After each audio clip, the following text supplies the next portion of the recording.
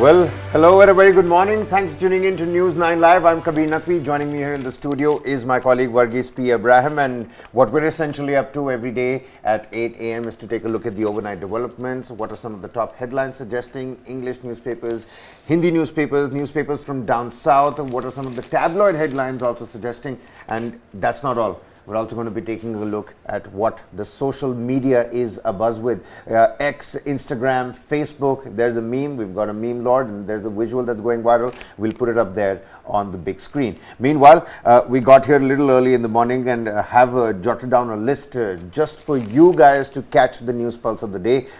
Essentially a roundup of the important activities that are going to happen and the important developments that did happen over the night. Some of them that you missed out. If you haven't missed them out and you have an opinion about them, get down in the comment sections, ladies and gentlemen. When we're trying to break down these newsroom barriers, those rigid structures, how about you also come in there, meet us halfway. Tell us what is it that you would want us to do, and we try to put it on a platter for you with the right kind of voices and the right kind of perspectives and nuances as well. Now, taking a look at the list that we have today, of course, right here on the forefront on the page, there's an advertisement. Karnataka's Gruha Lakshmi scheme is going to officially be launched today. Just a short while ago, we got visuals of Rahul Gandhi, who was on his way to Karnataka.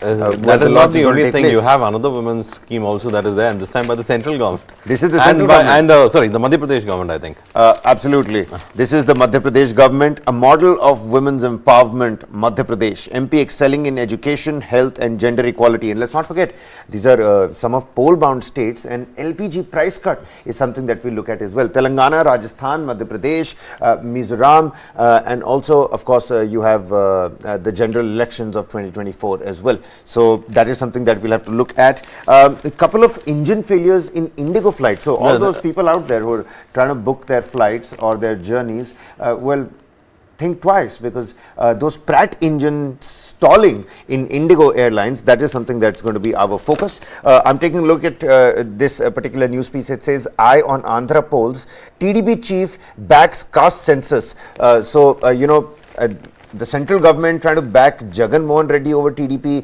Over here, eyeing the Andhra polls, TDP chief backs caste census. A lot of, tussle at that particular point as well. Interestingly, all those especially living in the national capital, Varghese, because of the pollution, we're letting go of at least 12 years of life and 5 years on an average. And that's just the national capital. I mean, mind-boggling, research that has come out. The Supreme Court's reaction on Article 370, because yesterday a very crucial, observation was made, which was that once the situation is normalized, full statehood is going to be given back to Jammu and Kashmir. This bifurcation between Ladakh and, Kashmir, Jammu, is going to cease to exist. It's going to be a full state again. Delimitation, elections, that is something that we will, of course, look at, ladies and gentlemen, as well. Rain deficit over 30%. This is going to be India's driest August in about a century. I think the last driest August was 1901. We're sitting on 2023 right now, ladies and gentlemen. Could be the driest. In Manipur, 2 people were killed, 7 injured at that Bishnupur-Churachandpur borderline. That broke the calm. 4 people have been held in that particular case, even as the Manipur Assembly was adjourned sine die owing to ruckus. There were just 3 activity businesses that were carried out, a small obituary, silence, and then, of course, a lot of ruckus by the opposition, which essentially meant not a lot happened. Hindenburg probe, Enforcement Directorate lens on 16 Adani entities. So there is a probe happening. Adani is that particular name is making its way back into the headlines. China releases that particular map. You remember China released that map, Varghese, with Arunachal Pradesh and Aksai Chin as part of its own, within its own territory. absurd, which is what we also called it, and that's exactly what the External Affairs Minister Dr. S. Shankar called it. He says this is an absurd, this is an old habit of theirs, pay no attention to it. What exactly I was telling you the other day about the CBSE English lesson, which said, you know, pay no attention to it, it is of no harm. So we've got lots lined up for you, ladies and gentlemen. Do tune in right till the end and keep on getting down in the comment section, helping us out with your particular perspective and opinion about those news stories. What is it that you want to talk about first? Because G20 is also that's happening. Yeah, but the first thing I would want to see is what's happening on the moon. You know, that discovery is absolutely, more absolutely important. The moon. Well, the this is what rover has found sulfur on the moon. It is confirmed. It is confirmed. It is confirmed. Sulfur on the moon. And what it also hints at O2 presence. So what I'm reading from the Tribune, it says that the first data sent by the payload aboard the Pragyan rover confirmed the presence of sulfur on the lunar surface during the South Pole analysis. Now, preliminary analysis graphically represented has also revealed the presence of aluminum, calcium, iron, chromium and titanium on the lunar surface. Wow. Further measurements have revealed the presence of manganese, silicon and oxygen. The investigation regarding the presence of hydrogen is underway. The race is to find out whether hydrogen is there, and of course if water is present in large quantities as well, because at the end of the day you split hydrogen and oxygen, you have the rocket fuel, and that could be the reason why people have been looking at the moon as a staging station from where you can go for interplanetary exploration. So big find, and still the effort being carried out over there. The ISRO says that it is an effort to ensure that they can actually look for hydrogen, because hydrogen becomes the vital element in this. The rest of the take a look at that. That's the bar graph right there that ISRO has tweeted out very recently. Talks about how sulfur has been confirmed by the rover. So essentially, Varghese, we've understood a little bit about the temperature difference and the variation as to what's happening 2 centimeters above the ground and what's happening exactly 1 centimeter below the ground. There's so much and the difference. 60 degrees to minus 10 degrees. That's almost like what, 70 degrees variation? Yeah, it is a huge variation that we are looking at. And now sulfur. And now sulfur. But it also says that we have enough of... And ISRO did put out, this particular picture as well, as to when you click on the picture, the white background turns into this dark opaque structure, and you can exactly see the red markings as to what element is essentially where. So we've found sulfur, we've confirmed sulfur. Aluminum, chromium. We found sulfur back in Chandrayaan-1. Now this time around we've studied the temperature variation on the south pole of the lunar surface. We've also very nicely maneuvered and navigated a really deep crater as well. And these maneuvers do take time with the Pragyan rover, let me tell you, Varghese. I'm just reading from the Hindu as well. The collected plasma light is spectrally resolved and detected by charge-coupled devices, since each element emits a characteristic set of wavelengths of light. When in plasma state, the elemental composition of the material can be determined. What you saw in the dark, those lights, in fact, it comes from this kind of an experiment that is being carried out. So, I told you these are the materials that are there. Now, the Union Cabinet has adopted a resolution hailing the Chandrayaan-3 mission, that is to appreciate the fact that it has become so much. And yesterday I was watching something interesting. Many of them have no idea every time you look at these visuals, Varghese, I mean, the kind of experimentation that we're carrying out, we crossed that, small little 100mm crater as well, navigated through it perfectly. A bigger crater that came up, we went around it, we did not go inside it. There's so much that this Pragyan rover has already done. Apart from confirming sulfur on the lunar surface, apart from helping us study the temperature variance, there's so much that's being done, experimentation of the highest, order. Most of the landings, the moon landings, have happened on much more plainer, much more craterless surfaces. Over here it was a big challenge to land on this part of the moon, and we have done it.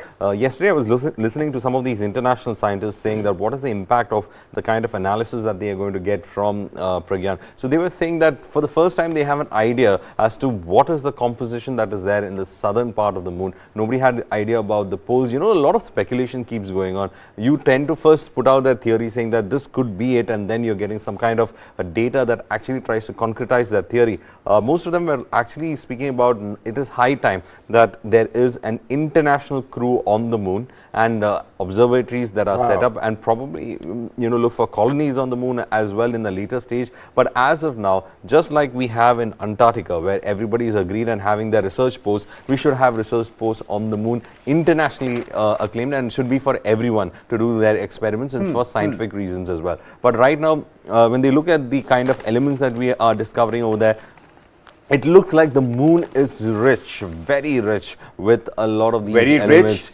but and I hope very dangerous as well. It's dangerous also, but I just hope that we were discussing with one of the scientists about whether the possibility of mining is going to be there in the future on the moon, and he was saying that, boss, don't reduce the mass of the moon. You don't know whether it's going to let it move away or it's going to crash into you. The entire moon's body is already moving away 1 inch per year.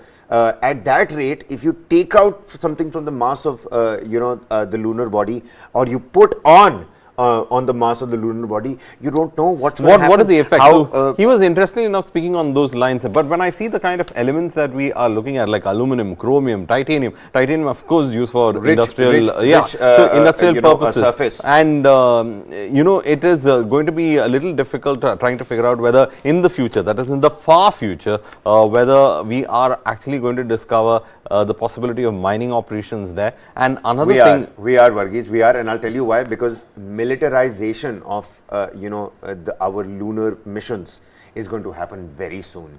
Very soon. It's not NASA, ESA, ISRO are going to cease to carrying out missions. Also, Kabir, our entire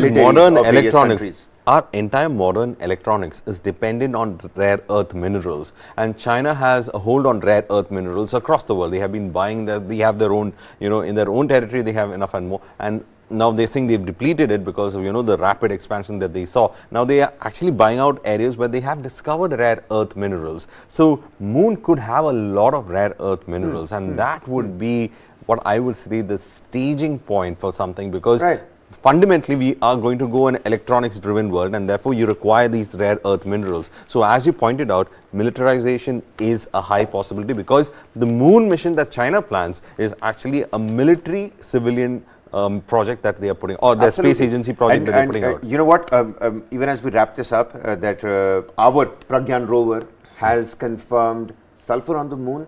It studied the variation in temperature on the lunar surface.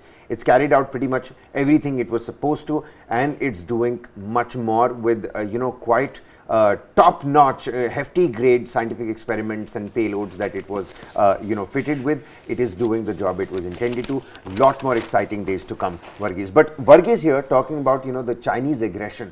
And the Chinese aggression is something that's going to be our focus over the next couple of minutes, because only recently, in terms of a new map and awareness that Beijing was trying to inculcate amongst its countrymen, it put out a new map, and on that map, Arunachal Pradesh and Aksai Chin were part of Chinese territory. Now, these claims were absurd. We've been calling it out for the longest time. Take a look at that. And at the same time, there were a lot of jokes that were doing the rounds on social media as well, saying that, how about India also just makes a new map and we just inculcate Beijing on our map. That's the kind of absurd claims that China has been making, and that's exactly what External Affairs Jaishankar also said. Even as you're looking at these news about a satellite agency prepping up it's building up its base in the border areas, it becomes really important for India to react. That is the big question that they've been asking. In fact, Jaishankar has said that it is an old habit, it's not going to die out fast when he came to speak about the map. But then when the PLA structure is there, when you're talking about PLA having structures in Aksai Chin where we have a presence, we have a claim, and at the same time also in Arunachal, they are trying to in fact build structures and presence in all these places. Now, please understand over here, China is an imperial power. It has always been an imperial power. Either it has been in civil war within itself, if once that civil war had been resorted to, and then there is some kind of power emerging within China, they tend to in fact have imperial ambitions, and those imperial ambitions driven by a centrist force, centrist and the force in the sense I'm talking about a power that controls everything from one point in that country. They tend to have conflicts with the neighboring nations as well, because they have imperial ambitions, and China's imperial ambitions is still there, though it considers itself as a socialist country. I think it's come far of it. What we are looking at is at a red imperial China. China has claims on Taiwan. China has put claims on all territories in the nine-dash line, that is the whole of South China Sea, though there are other countries like Philippines, Vietnam, Malaysia, Brunei, all of them competing against China on that claims. And China has been very militaristic about it also. It has established islands over there. Similarly, when it comes to us, China has been building these border villages. China has been ramping up PLA. They also allowed the construction of, their Karakoram highway connections have been established that go towards our area of the claim. Secondly, one more thing is that with Pakistan's collusion, they have also ensured that the Belt and Road Initiative goes through occupied territory of Pakistan, occupied territory in Kashmir as well.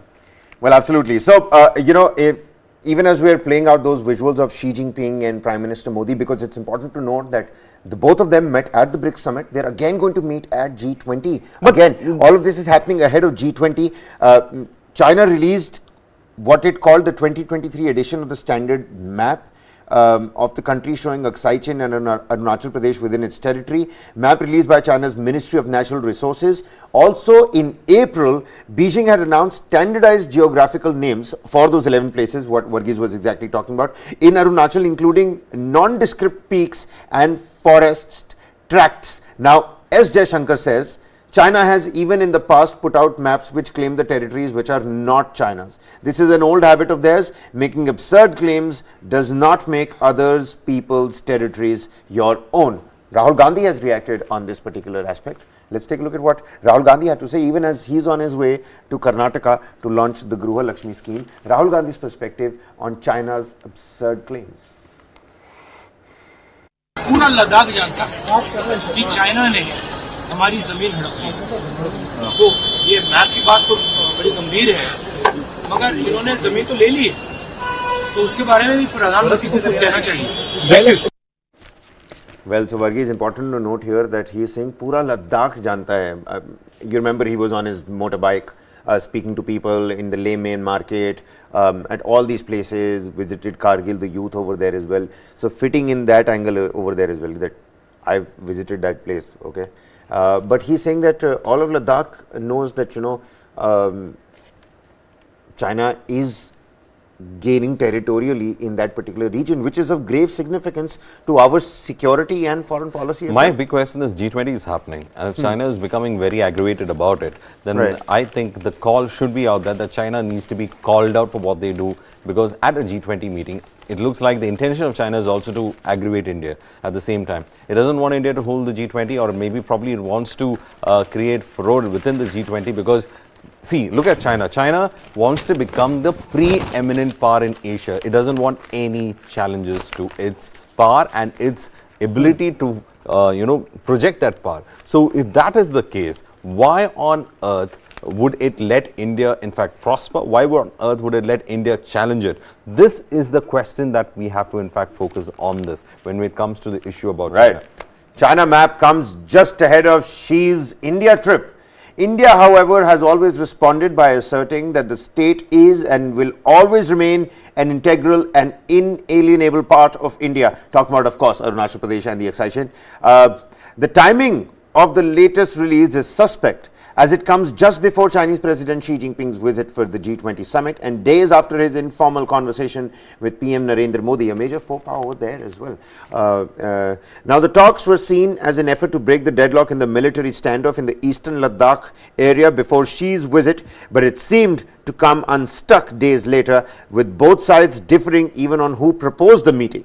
While China said it was at Modi's behest, India countered it by saying there was a proposal from China for a bilateral meeting and that the two leaders only had an informal chat, not an official one. So what's going to happen on this front? Well, we'll have to wait and find out. The External Affairs Minister has, of course, come and reacted. The Ministry of External Affairs' spokesperson, Arindam Bagchi, he's given out an official statement. But the release also comes just after Chinese President's informal conversation with PM Modi. That is something that one has to, of course, decode. Both parties also, exchanging barbs as to who decided on calling on this meeting. See, the fact remains is that Xi has been trying to project himself. Xi is a abnormal leader when it comes to the manner in which power sharing has happened in China. This is the third term he's getting. Normally, it doesn't happen in the Chinese Communist Party. You get 2 terms and you're retired. There is a kind of a check and balance power structures there. Xi has tried to overcome it. So, technically speaking, he's been that abnormal leader who has been there, who's trying to, in fact, raise himself on top of it. But keeping Xi's power to be known quite well, that he is having complete control of China and its entire Communist Party as well. One thing is that China is becoming a colonial power. Tibet is under its rules. You have Xinjiang or Uyghur that we call, we've seen how, or East Turkmenistan that we call, how the people over there are being completely harrowed out. A huge number of claims that have been also been made in certain territories in East Asia. The ironical statements that are coming across from China, that has been captured very nicely by the Dainik Bhaskar.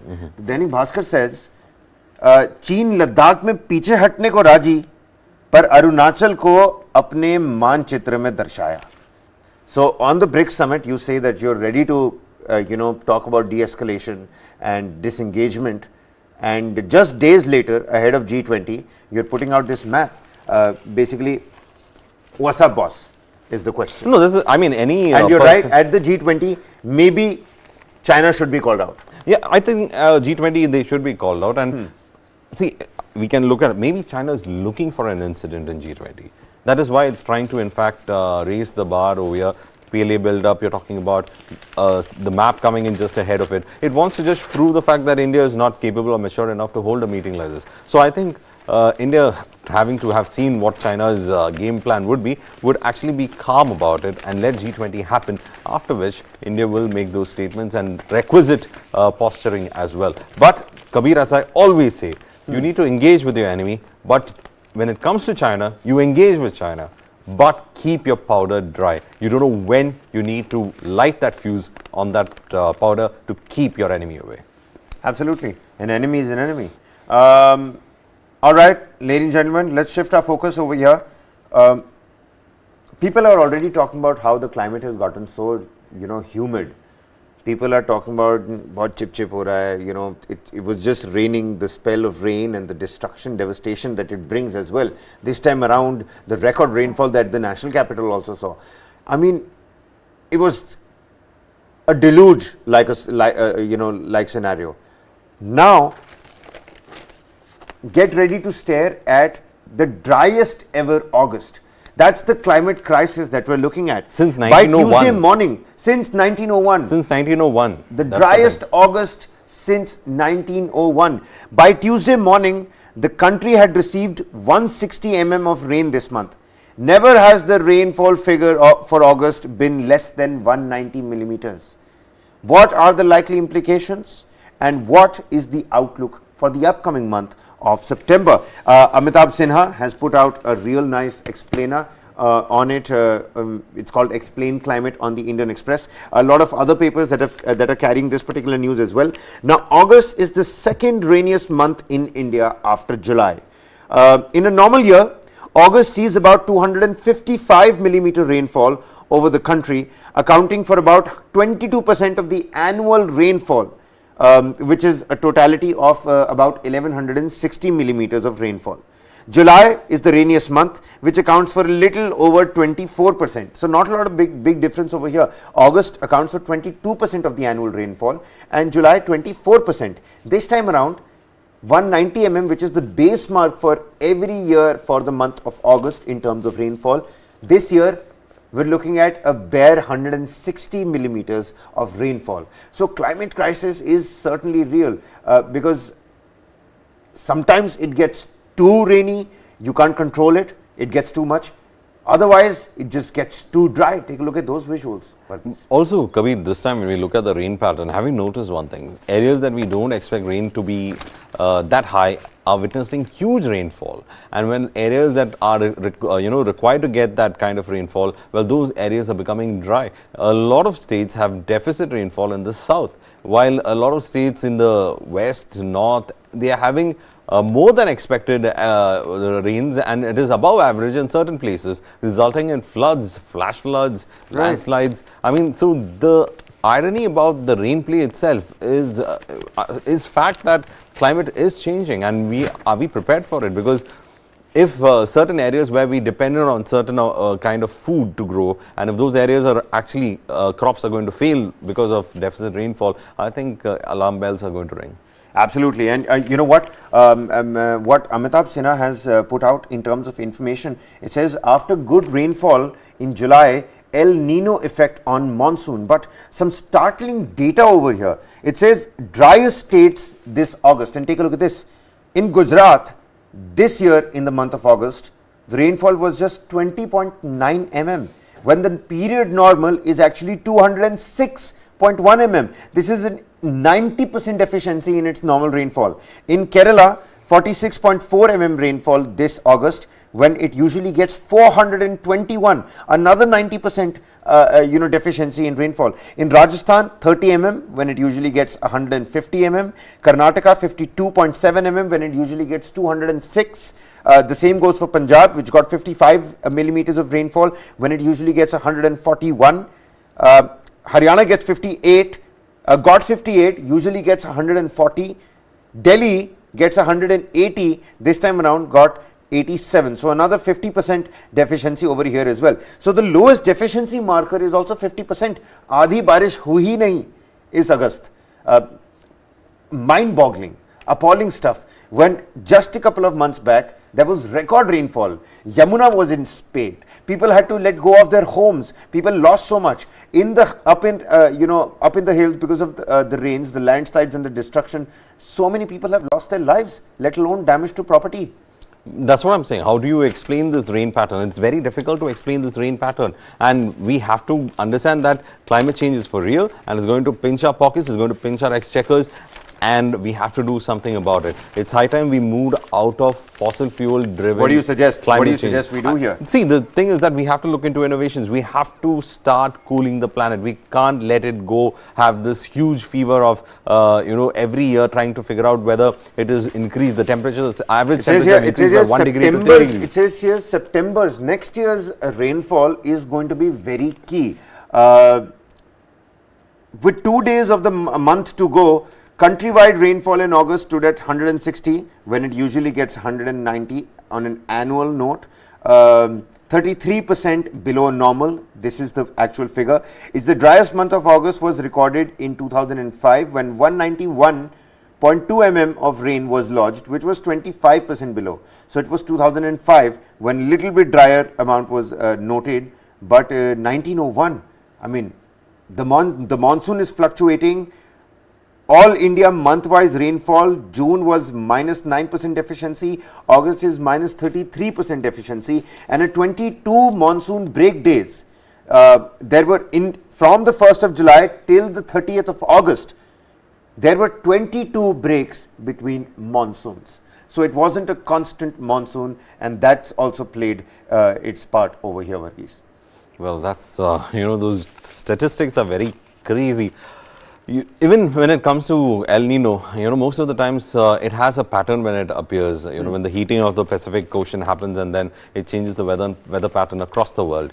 But now scientists are also saying that El Nino is becoming frequent than normal. Right. So that is also a worrying factor in this. So basically what I would say is that the world is heating up, the planet is heating up, it's got a big fever, and I think it's time we start thinking that, the planet will survive, we might not.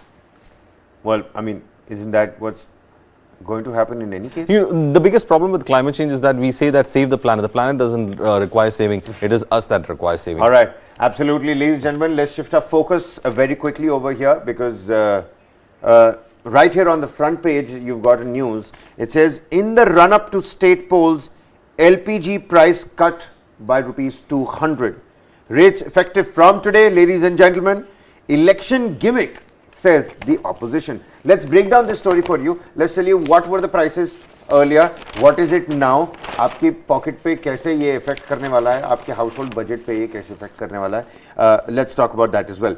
903 rupees is the cost of an LPG cylinder now currently in the national capital. It was in the national capital. It was at 1,103. That's it was 1103. It is now 903. So straight 200 rupees that have been slashed. Rates are effective from today onwards, and if the opposition is constantly saying that this is nothing but an election gimmick. Let me just read out this paragraph because you know, the Tribune has put it out really nicely. Months before the assembly elections in Telangana, in Madhya Pradesh, in Rajasthan, Chhattisgarh, Mizoram, followed by the 2024 general elections, a meeting of the Union Cabinet chaired by Prime Minister Narendra Modi on Tuesday approved rupees 200 cut in the price of the popular 14.2 kilogram gas cylinder for all 33 crore consumers across the country, and the release of another 75 lakh new LPG cylinder connections under the subsidized Ujjwala scheme for women in rural households. That's essentially the peg here. Now, easing women's lives. The Prime Minister says, Raksha Bandhan is a day of happiness. With the gas price cut, my sisters' lives will be eased. This is what Jairam Ramesh of the AICC says. Expect more gifts in the coming months as the PM becomes even more desperate to cling onto his chair. So this is how the opposition says that this is nothing but an election gimmick. Jairam Ramesh saying that this is a bait by the Prime Minister to stick onto his chair. The Prime Minister on the other hand saying, and you know, well, vouching on the auspicious occasion of Raksha Bandhan, Varghese, saying Raksha Bandhan is a day of happiness in all households. With the gas price cut, my sisters' lives will be eased. 33 crore LPG consumers across the country, ladies and gentlemen.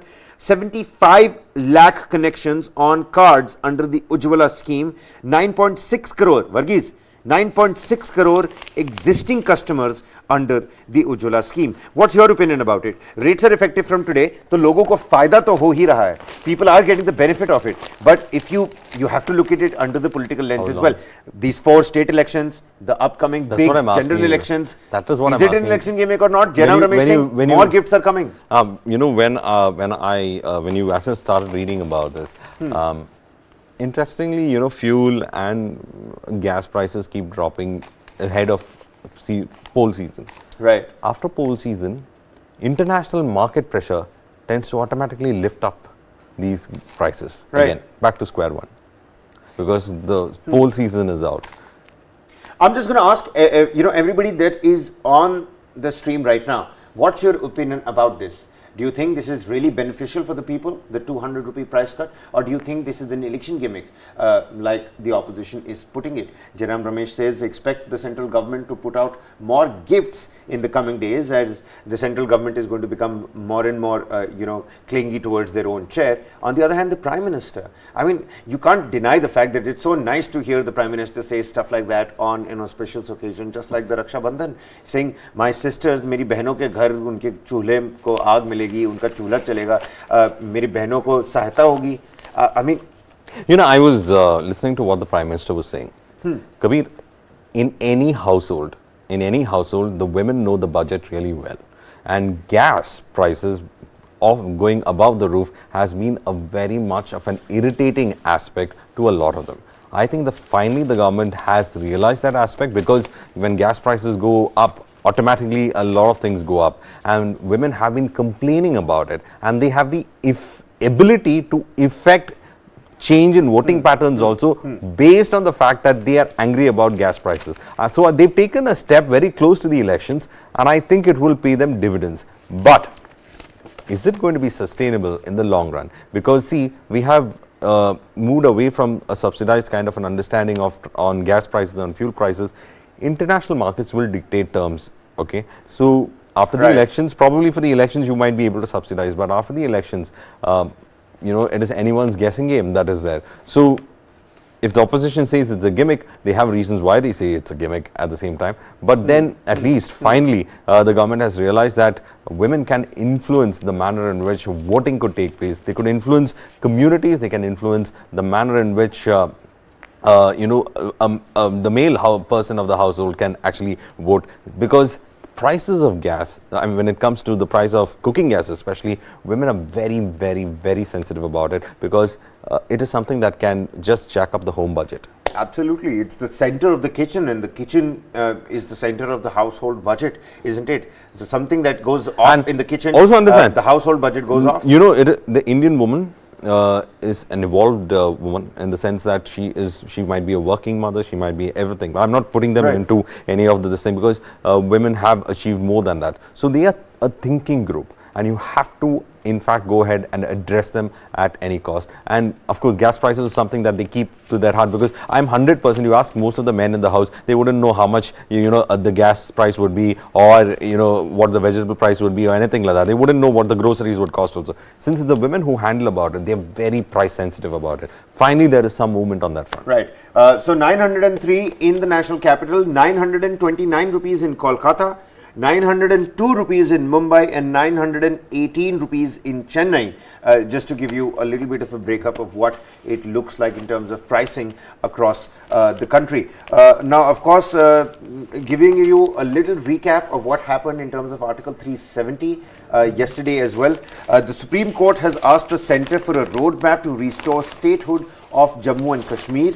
It agrees division was needed for national security. So the government says that division of Jammu and Kashmir was needed for national security. I'm just going to read out some of the quotations for you to understand what essentially the debate was like. Yesterday it was the 12th day, today is going to be the 13th day of Article 370's hearing in the Supreme Court.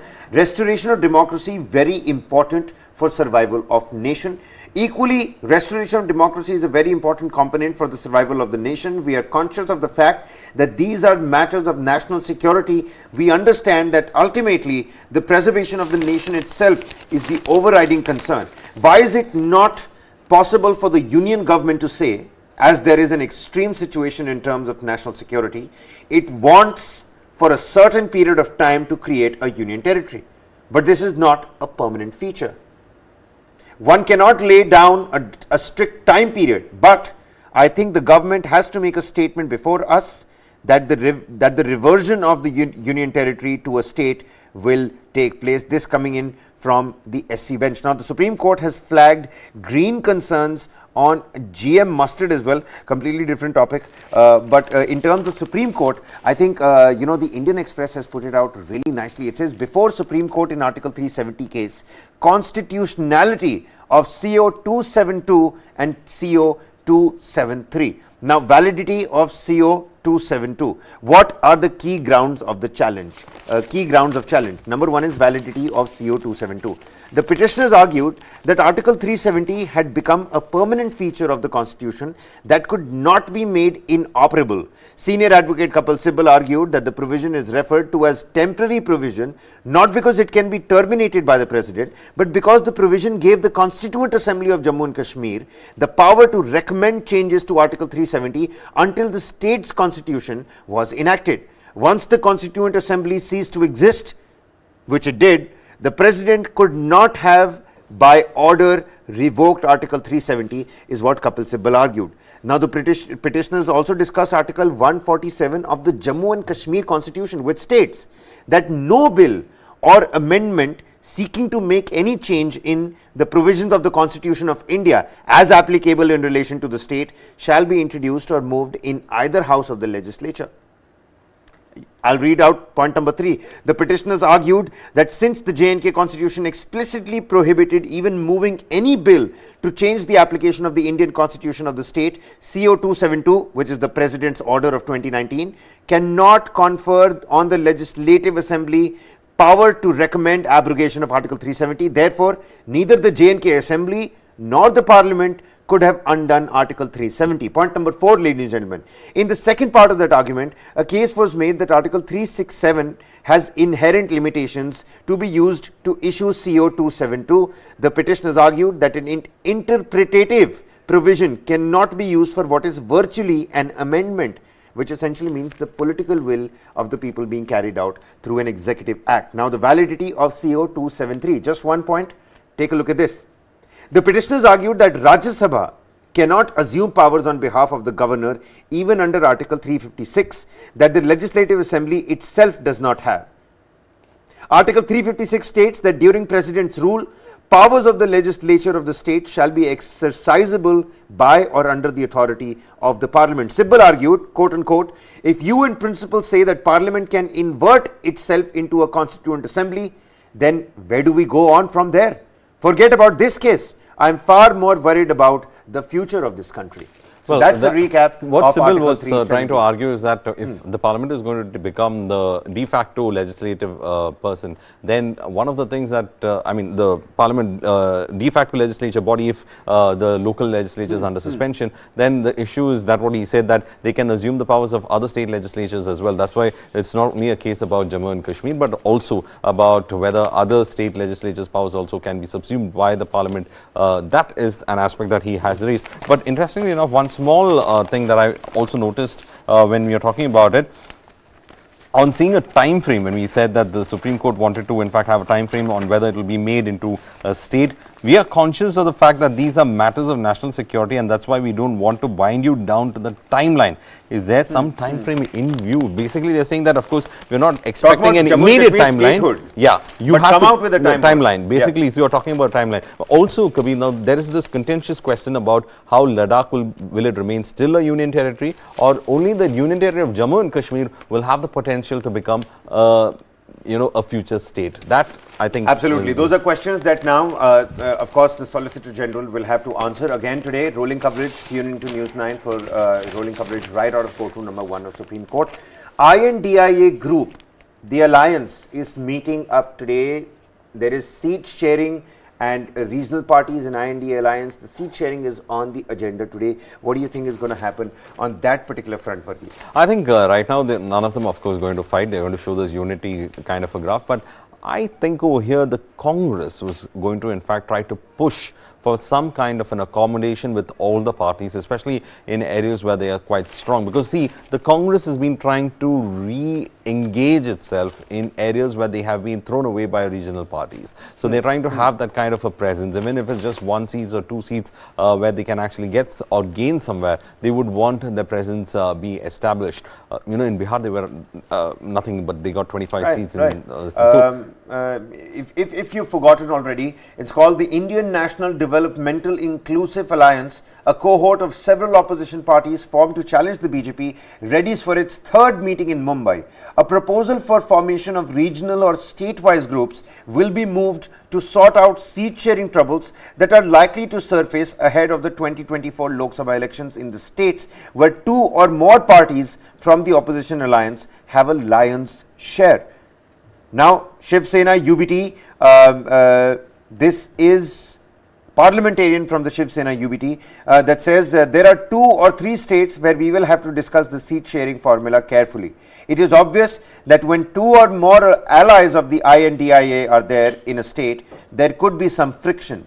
But we are committed to solve those issues, and they can be solved at the regional level only, said a senior Shiv Sena UBT parliamentarian. Now, the I.N.D.I.A front is likely to approve setting up of groups at the regional level where 2 or more political parties which have a clout in certain states will be included, which are, by the way, a lot many states. You have I.N.D.A is a group of what, some 30 plus parties that are part of this particular alliance, and this cohort of opposition parties.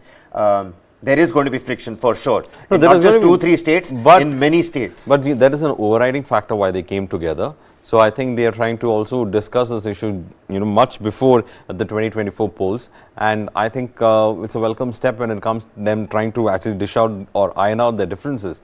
But again, it's going to be a hard-nosed talk. These are some challenging states right here.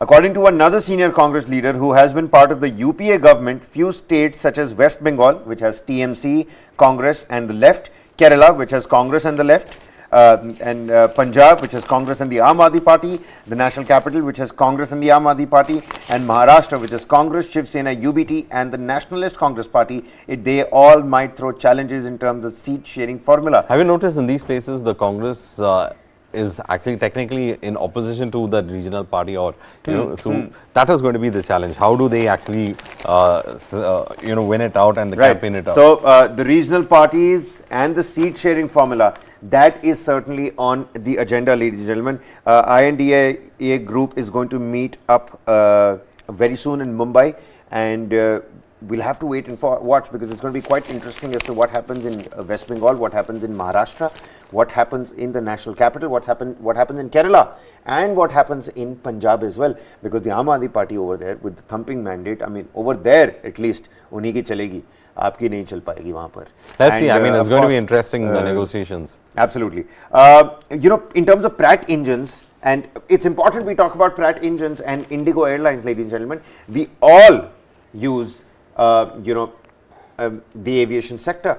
We're talking about airports coming up. The country's biggest airport in Jewar is going to be up and running in 2024. They affect stocks, the fuel, the economy, entirety of it, in terms of travel and tourism. Airlines and aviation is close to, the humankind. Now, take a look at this. Pratt engine stall in flight. This is in flight. This is happening in flight. AirAsia flights, Indigo flights, Go Air, recently, it went out of business, again, sort of like bounced back. So we understand that it's a treacherous industry, but take a look at this. You can't be, shortcutting your way through this. Pratt engines stall in flight in 2 Indigo planes. One of the 2 Pratt and Whitney PW engines in a couple of Indigo Airbus A321s shut down in flight on Tuesday. Both aircraft landed safely, one in Mumbai and the intended destination, while the other had to return to Kolkata from where it had taken off. The DGCA is conducting a technical evaluation of both the incidents. The 2 planes were grounded, joining about 40 Indigo aircraft awaiting replacement engines from Pratt and Whitney. That's a huge number of aircraft that is not there in circulation, and that also creates a lot of demand as well. So, but yeah, this is a big cause of concern, because engine stalling mid-air is not a great thing. Well, now the Directorate General of Civil Aviation is conducting a technical evaluation of both these cases. The first snag of the day was a 6E2012, which had taken off from Madurai at 8:41 a.m. from Mumbai. While approaching its destination, one of the Pratt and Whitney engines on the 321 developed a snag and stalled. The aircraft, however, managed to land safely at 10:48. I mean, we're just waiting for a disaster to happen, a disaster to take place. Also, Kabir, I mean, when we were talking about the engines, I think there is one story that we have to speak about, and that's about pollution. You just started with that, and I just wanted, I didn't want you to forget about it. Because we're talking about engines and Pratt engines, and we're talking about, carbon, loading on the atmosphere and the environment, the pollution, it all comes with it. All right, let's not blame the aviation sector alone here. It's everybody. Noise pollution, water pollution, but take a look at what we're doing in terms of air pollution. 12 years of your life, ladies and gentlemen, 12 saal, 12 years of your life. We're losing out on 12 years of our life only because of the pollution in the national capital. And this is the story that has come out. It says average Indian loses 5 years of life to air pollution. Delhi worst at 12 years. So 5 years is an average. अगर आप national capital में रहते हैं, आप 12 साल अपनी जिंदगी खो बैठते हैं. This is a Chicago University study. Fine particulate air pollution, PM 2.5, is estimated to shorten an average Indian's lifespan by 5.3 years, and in Delhi, often labeled as the polluted city in the world, the most polluted city, by as much as 11.9 years when compared to the WHO standards of 5 micrograms per cubic meter. 11.9 compared to 5 micrograms. I mean, I don't know what to say. However, an average Indian could lose 1.8 years of life expectancy, and a Delhi resident up to 8.5 years if the country's national ambient air quality standards are not met, says the report. I mean, I don't understand. Take a look at these numbers. Of course, number of lives shortened due to air pollution. In Delhi, it's 11.9, Gurgaon 11.2, Faridabad 10.8, Noida is 11.3, Ghaziabad 10.7, Bhagpat is 9.7, Rohtak is 9.6. So, your life is cut short by so much because and of it air seems like pollution. this time around again, Varghese, even as I'm reading this, report here again, and the key findings say 126.5 Delhi's annual average PM 2.5 level in 2021, more than 25 times of the World Health Organization's guidelines. India faces the greatest health burden from air pollution among all the countries in the world. Particulate matter pollution is the biggest threat to human health in India in terms of lowering life expectancy, beating cardiovascular diseases and child and maternal malnutrition. The northern plains, which comprising Bihar, Chandigarh, Delhi, Haryana, Punjab, Uttar Pradesh and West Bengal, are the most polluted region of the country, is what the key findings tell us. So maybe we should all just shift, move away from the national capital. What should people now do?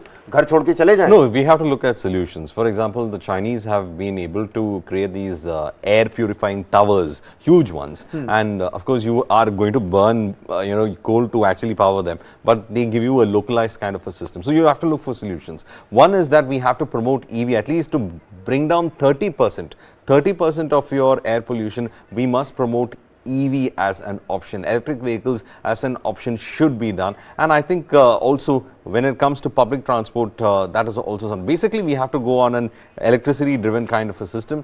But again, the big question is how do you create that electricity? You either have to go for nuclear options for large scale this thing, or you have to go for thermal option, because we have coal that is available, which only adds to the warming of the planet and at the same time the kind of trouble that we see. So our options are limited, but we have to act immediately. Otherwise, Kabir, let it be fair and square. I think we all might have in our what could be from our middle age onwards, we might be at that risk of dying soon because of air pollution.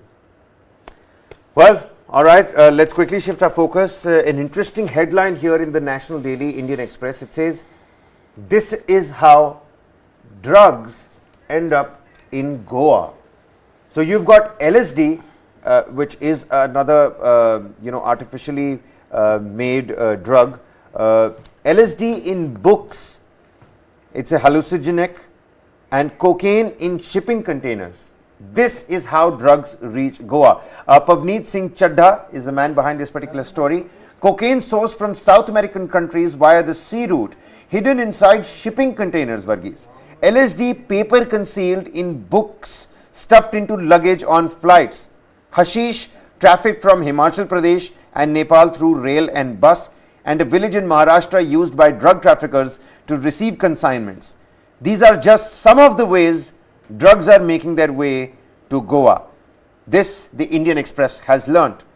Now, the trends were highlighted by the Goa police during a coordination meeting of Western region on Monday, attended by DGPs and senior officials from Maharashtra, Gujarat, Madhya Pradesh, Rajasthan, Goa and several other places. Goa police, which hosted the online meeting, made a presentation titled "Cross-Border Smuggling of Drugs and Use of Dark Web to Aid these Networks," which stated that illicit drugs are not produced or manufactured in Goa, but since it is a popular tourist destination, narcotics and psychotropic drugs reach the coastal state for trade, consumption and transit. It's being quoted here, and listen into this, ladies and gentlemen. It says, "Ganja is being sourced from Jharkhand and Odisha, but it is routed through channels which exist in Karnataka, Maharashtra and Kerala.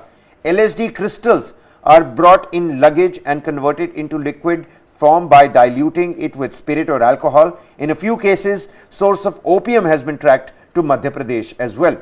As per local intelligence, Sasoli village in Sindhudurg district is being used by drug traffickers based in Goa to receive consignments," the report has said. So essentially, DMT, LSD, amphetamine and identified and the coastal beach belt in North Goa, which means Anjuna, Baga, Kalingut, Vagator and beaches in Kanakona. These are vulnerable areas for drug trafficking in the state. LSD in books, cocaine in shipping containers, that's how drugs are getting their way and reaching into one Goa. aspect of it, when I was reading it, one aspect of it that we didn't notice is that there are several organized syndicates, mostly run by foreigners, that are operating from Goa.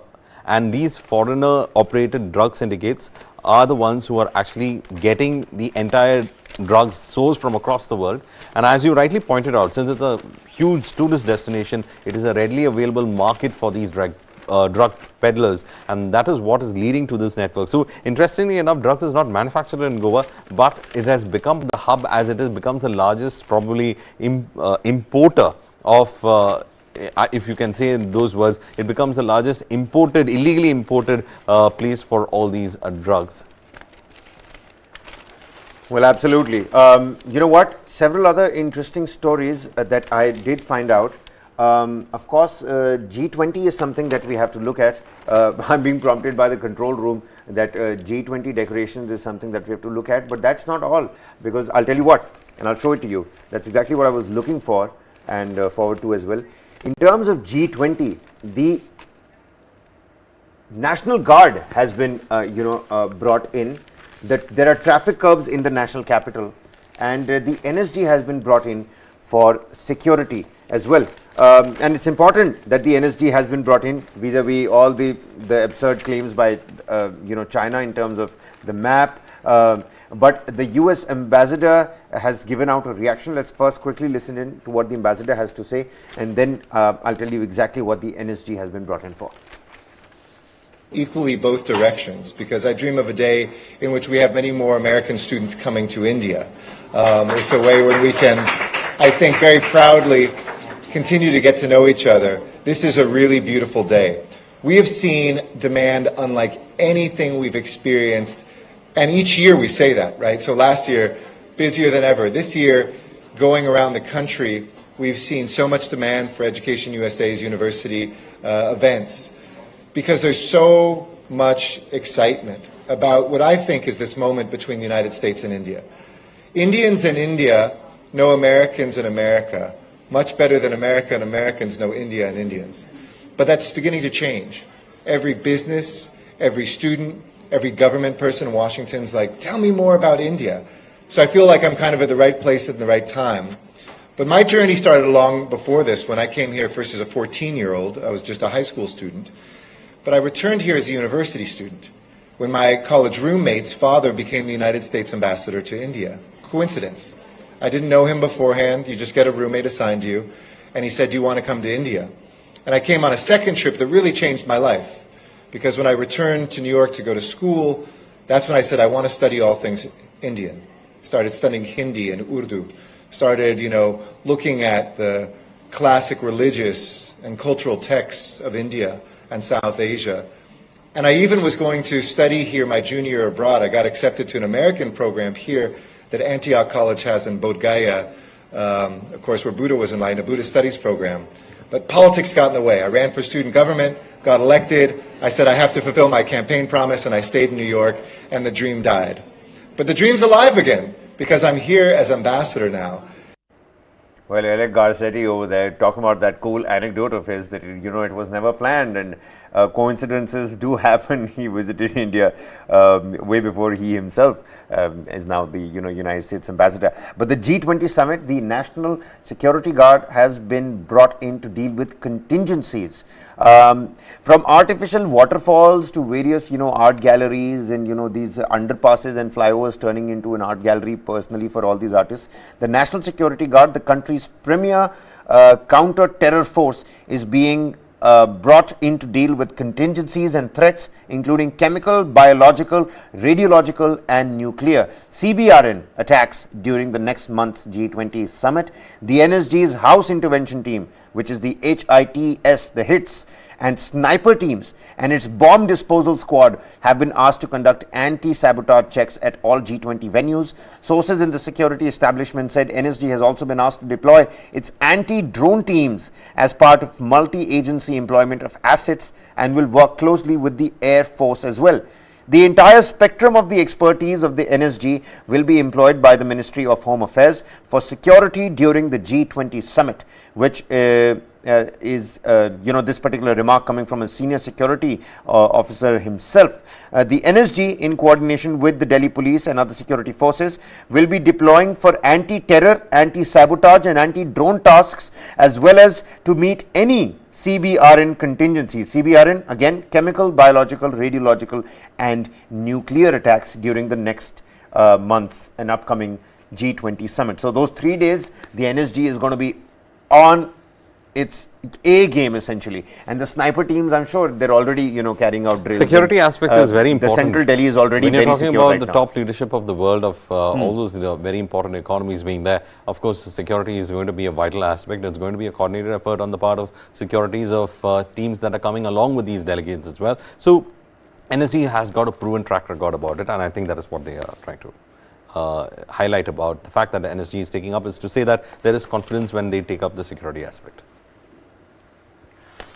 Well, G20 summit, a lot to look up to on the 8th, 9th and the 10th of September, right next month. All eyes on that. You can of course count on News 9 to bring you all the latest on that. All right, ladies and gentlemen, it seems like we've pretty much covered everything and we're running out of time as well. 2 student-centric stories that I'd like to touch upon as well, Varghese here. One from Uttar Pradesh and the other one, in the Times of India. I'm going to read that, school horror as well. How about you prop that up in the meantime? It says here, UP teen beaten to death for objecting to remarks against cousin sister. A 16-year-old boy was killed on Monday, allegedly by students of his own school in Prayagraj, after he objected to remarks made about his cousin sister, who also attends the same school. So school politics, it seems like, students taking one wrong turn after the other and things taking an ugly turn altogether. The incident began to acquire a communal hue since the victim and his assailants belong to different communities. So a little communal hue over here as well. Prayagraj Deputy Commissioner of Police Santosh Kumar Meena said 3 persons have been detained in connection with the case. A village pradhan and a minor boy have been named in the FIR are amongst the 3 people who have been held. The situation is under control, according to the Deputy Commissioner. Now, the 16-year-old died after he was allegedly beaten with sticks when he was returning home from school with his cousin on Monday. Following the incident, the boy's family and neighbors staged a protest and blocked a road demanding the arrest of the accused. The protester dispersed after senior police officers assured them of strict action against those involved. The FIR was lodged based on a complaint from the boy's father. The victim's family alleged that the students involved in the attack had the support of the Pradhan. A politically motivated attack, it seems like. On Monday afternoon, when the boy and his cousin were returning home from school, the students allegedly caught hold of him and thrashed him using sticks, the complainant told the police. When the boy fell unconscious, his assailants fled, after which local residents took him to a hospital where he was declared dead on arrival. Story coming out of Uttar Pradesh. But there's another case over here as well. This is actually this one that you in fact happened in Ghaziabad. And right. It took a group of the Ghaziabad horror. People have already been talking about it, but it seems like Times of India has put it out really nicely. A group of girl students, because of paucity of time, a group of girl students have written to CM Yogi about the kind of suffering they have been going on. Immediate action was taken the very next day itself. They had written a letter on 28th in blood, by the way, and telling about how their principal was sexually harassing them. And 29th, the principal has been arrested. But meanwhile, there were also reports coming in. This is what they said. Students write to CM Yogi Adityanath in blood and accuse cops of inaction. Says cops visiting their homes and threatening them. School management tells girls not to come to school. Next day, you have the person being arrested under various aspects of the POCSO Act. This is after the letter was sent to the chief minister. Is some kind of action that's come. I mean, locally, the entire thing was tried to. There was an effort to hush it up. Many of them say that this person used to try to unhook their dress. They used to complain about it. Then he would say that it was out of their look love. At the ugliness of all of this. He told us he'd fix our uniforms. When we objected, he said it was his love for us. Haven't we heard this somewhere else before? Principal arrested after students write to the chief minister. They spoke out after a girl broke down on the 21st of August. Some of the recent incidents that have been written over here as well, but the headline is abhorrent and gut-wrenching itself. It says over 50 girls that were abused. Some say abuse going on for months. School management tell girls not to come to school. Principal is arrested. Police add charges under relevant sections of the POCSO Act. Now DCP Vivek Yadav says, allegations about police inaction are untrue. No police team has visited the houses of the students or threatened them, but we will look into the claim as well. The principal says, the counselor is trying to corner me as I refuse to give admission to a child known to her. Over 50 people stormed into my office in her presence and attacked me. I never touched anyone inappropriately. And the father of a student says, my daughter had told me earlier about the principal's bad touch. It was my mistake that I didn't take her seriously. I thought he cared for the students. I regret not believing her now. My goodness, what do I say? Cops are visiting homes and threatening them. Over 50 students have written to the principal. They've written to the chief minister. Over 50 girls that have been abused. This is the kind of school horror that we're talking about. From Uttar Pradesh to the national capital, and several other school stories that have come to light as well in the recent yesterday past. they have been really the Muzaffarnagar school. Muzaffarnagar school stories. I mean, schools have become the centers that we thought was actually a safe. Our temples of education have become temples of hatred, is what is actually happening on the ground. Something that we will of course talk about as well. All right, ladies and gentlemen, that's all the time we have for you. Many thanks for all those who joined us down in the comment sections. It seems like a rolling coverage on Article 370. Aditya L1 is something that's going to be our focus as well. India's first sun-based observatory class mission to Lagrange Point 1. That's going to be our focus. The South Indian focus with Sudha Sadanand in the afternoon. The real debate, the real talking point that you shouldn't miss out on, that happens at 7 p.m. ladies and gentlemen, and all the international stories under the global lens at 8 p.m. This is Varghese and Kabir signing off. Keep watching News 9 Live.